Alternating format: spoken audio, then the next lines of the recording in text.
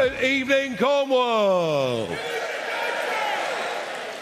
I've just returned from the United States of America, where something quite remarkable is happening. They had an election on November the 5th, and they've got a new president. Chap who's a friend of mine, Donald J. Trump, is now their president. And he's decided, and he's acting already, they're going to get rid of waste and fraud within government, with Elon Musk leading the charge. What a good idea. He has decided that 6'3" people who were born male, who have lunch boxes that will make Linford Christie jealous, will no longer be competing in female sports.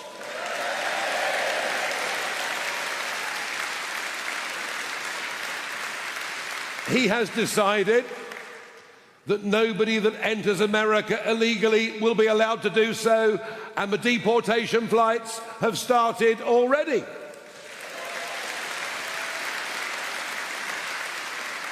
And his deputy, his Vice President J.D. Vance, came and shocked European leaders a couple of weeks ago. In fact, the reaction to his speech reminded me a bit of my old days in the European Parliament, where what I said never went down very well. He said that free speech was under threat in Europe. And just today we learned that Channel 8 in France, a centre-right leaning mainstream TV channel, is to have its licence withdrawn. Vance was right. But that attack on free speech also happened tonight here in Camborne. What you saw outside this hall this evening was an organisation called Antifa. They are hard left communist political actors who were intent on shutting us down, intent on this exercise in democracy that is happening here in Cornwall tonight. They were intent on shutting it down. Well, let me give a message to Antifa. Let me give a message to two-tier Keir Starmer. Let me give a message to all of them. We will not be cowed. We will not be silenced by anybody. We are the British people, and we want a common sense government back in charge of our country. We're going to fight for it, and we are going to win. We're going to win. We are going to win.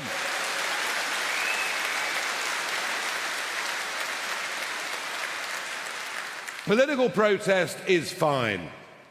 I don't mind people shouting things out at me. I can just about live with the odd egg, that's all right. But masked people outside tonight, threatening and intimidating you, Cornish members of the public, is not good enough, and all the warnings were there online before. Everyone knew what was going to happen, except it would appear the local police. And I will be writing to the acting chief constable to say, stop looking at what people say online and allow democracy to flourish in Devon, Cornwall and the whole of the West Country.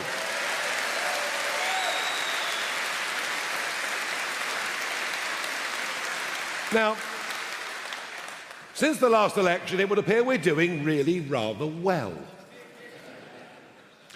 Which means that the Prime Minister has decided he will open up the attack guns on reform, or perhaps more accurately, on me. He delivered a speech in Scotland just yesterday, saying that we were right-wing. Perish the thought. Didn't call us far right, which rather surprised me, but that will come in time. He said that his way was the way for people to have good, well-paid jobs. Well, it was the Conservatives that started it, but Labour that have continued. But the net zero madness is closing down factories, is closing down industry on a scale we couldn't have even believed. Today, it's the mini plant at Cowley that employs 3,500 people. Before that, it was 1,100 jobs going at Luton. And the reason is simple. The Labour and Conservative governments have said, you must buy electric cars. Do you want to buy electric cars?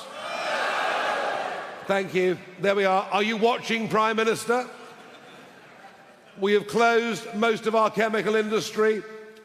We have closed all of our aluminium smelting. We only have one primary steel plant left in the whole of the United Kingdom. And even if we surround, as they plan, the whole of Cornwall with these godforsaken, pig-ugly windmills, it will still only provide a fraction of the jobs. Starmer will close down the North Sea. Miliband will make sure your bills go higher. And the greatest lie Labour told at the election is that your electricity prices would fall by £300 per household. Remember that? We'll find out tomorrow what the increases will be. So I will not be lectured by this Prime Minister about well-paid jobs. And I won't be lectured by either of them about the benefits of mass immigration to our economy. When I say mass immigration, I mean 10 million people in the last 20 years. And the media will say, but Nigel, they're coming in to do jobs. Do you know of the last 3 million that came into Britain from outside of Europe during the Conservatives' period in office, only 22% are working.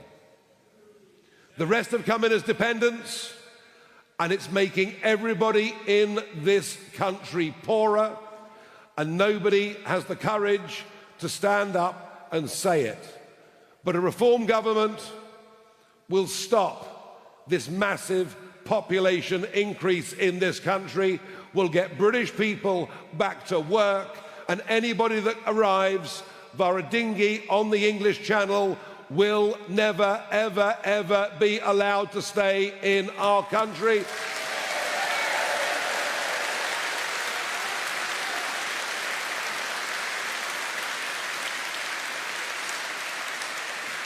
And we will do it by facing up to the truth.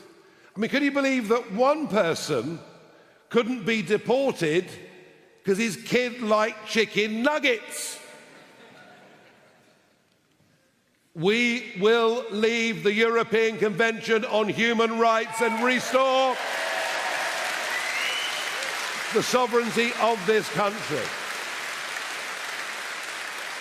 And meanwhile, Brexit voting Cornwall has been betrayed not just by a Conservative government in 2019 that never believed in it, but used it for political opportunity, but now Starmer, who is crawling back towards the European Union, signing us up to EU food standards, to be overseen by the European Court of Justice, on the verge of signing us up once again to the free movement of people of anybody under 30.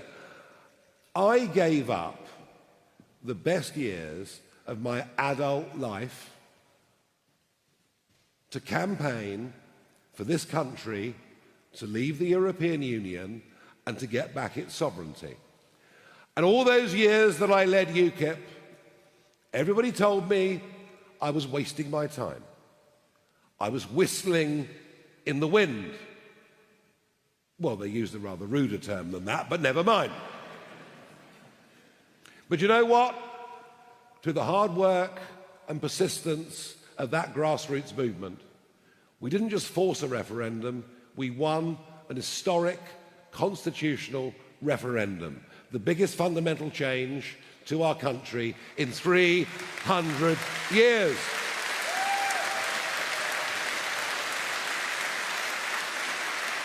And I was proud to stand in Parliament Square on the 31st of January 2020 and to do the countdown. 10, 9, 8, 7, 6, 5, 4, 3, 1. Fireworks. We're out. We're independent. We have got our country back. I was proud of that. And yet, has it been delivered? Has it held? Have Cornish fishermen felt the benefit of us leaving the European Union? There are more French, Dutch and Belgian boats fishing up on our 6-mile line than there ever were as members of the European Union. Our fishing fleets are put under by the MMO and the MCA levels of regulation never seen before. And I say this as I have a family member involved in the fishing industry in your great county. Are our farmers better off? Outside the European Union? No, with Labour's relentless and now merciless attack on all of those that live in our rural communities. We have been let down. We have been betrayed on Brexit, but it's even worse than that. The truth of it is that our country is in deeper trouble than anybody in public life even cares to admit. We are in economic decline as the average folk get poorer. We are in societal decline as violence, knife carrying, shoplifting. You can go nick 200 quid and not get prosecuted. We're going down the tubes. This is even worse than it was back in the mid-1970s. And if this is not arrested, if this is not turned around, this, within a decade, will be a country that is not worth living in. And I think, as I'm sure many of you do, about those that went before us, those that built this incredible nation, that did the most remarkable things. Those that went before us, look at every village in Cornwall with its war memorial. Think about those that paid a massive price so that we could live as free people. I fear and I feel, as I guess many of you do, all of this is being given away. And that is why,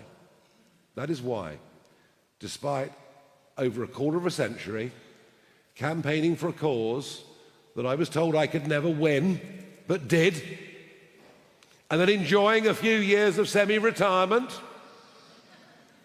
not having to work 7 days a week, not being pilloried by the press, enjoying myself enormously on GB News. But I thought last summer, I just cannot stand by and watch this useless, gutless, inexperienced political class surrender everything. Think about it. We've now got a cabinet of 25 men and women, not one of whom has ever worked in private business. Not one. We have a chancellor.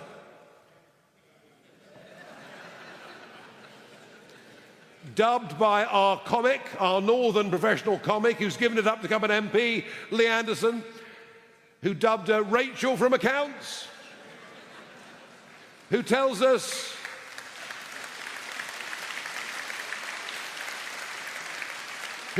she spent 10 years as an economist at the Bank of England. Now we know it was 4.5 in customer complaints. Is it any wonder we're in such trouble? And a business secretary, Jonathan Reynolds, who's never had a proper job in his life, who tells us he's a solicitor when he's never been qualified, which is a criminal offence. And I can tell you tonight that there will be a private prosecution brought against Jonathan Reynolds.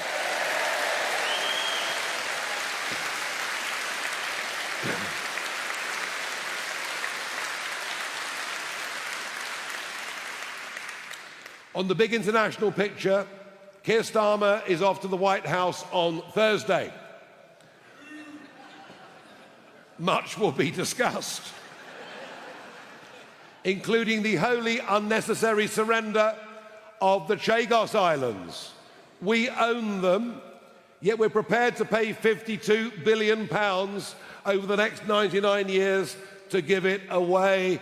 I hope Trump tells Starmer, Lord Hermer, and this bunch of human rights lawyers who seem to hate our country where to go.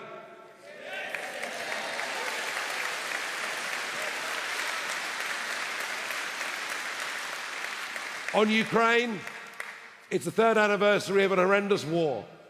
1 million battle casualties. Men living in trenches, behind barbed wire. It's almost hard to believe 106 years on, but it's just like the Western Front. At least Trump is attempting to negotiate peace, and I welcome and applaud that and believe that, as a principle, is the right thing to do. But what is important is that Ukraine must have the necessary security guarantees, and Starmer needs to make that plain to America. We may have slightly different nuances on this, but the important thing about settling the Ukraine war, about getting peace, is we have to make sure those security guarantees mean that Putin can never, ever do it again. And I hope Starmer comes back from the White House with that agreement.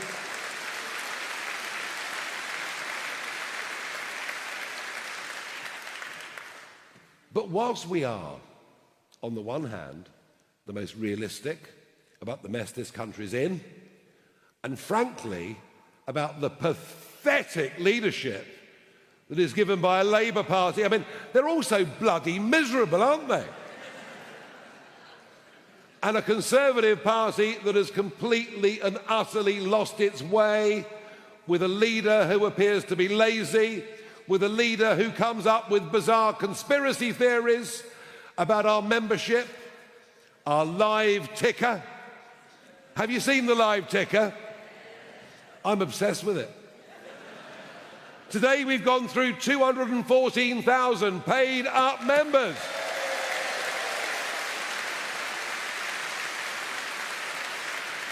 Now, the Tories are a waste of space. Kem is hopeless. They're going to fall off a cliff electorally. Indeed, it's happening already. And we now, in the last few weeks, we are now topping every single opinion poll in this country. What an amazing achievement.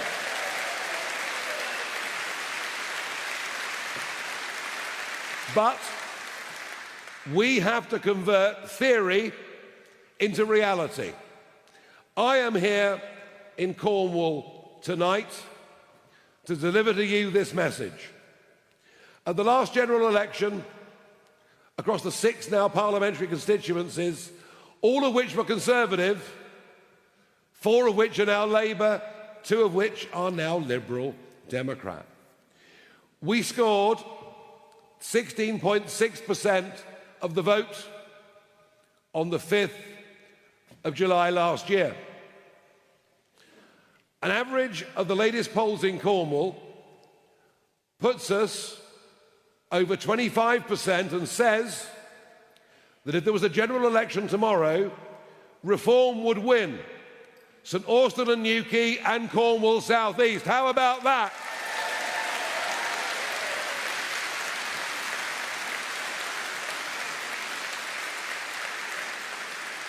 But the first step to Reform taking Cornwall happens on the 1st of May this year.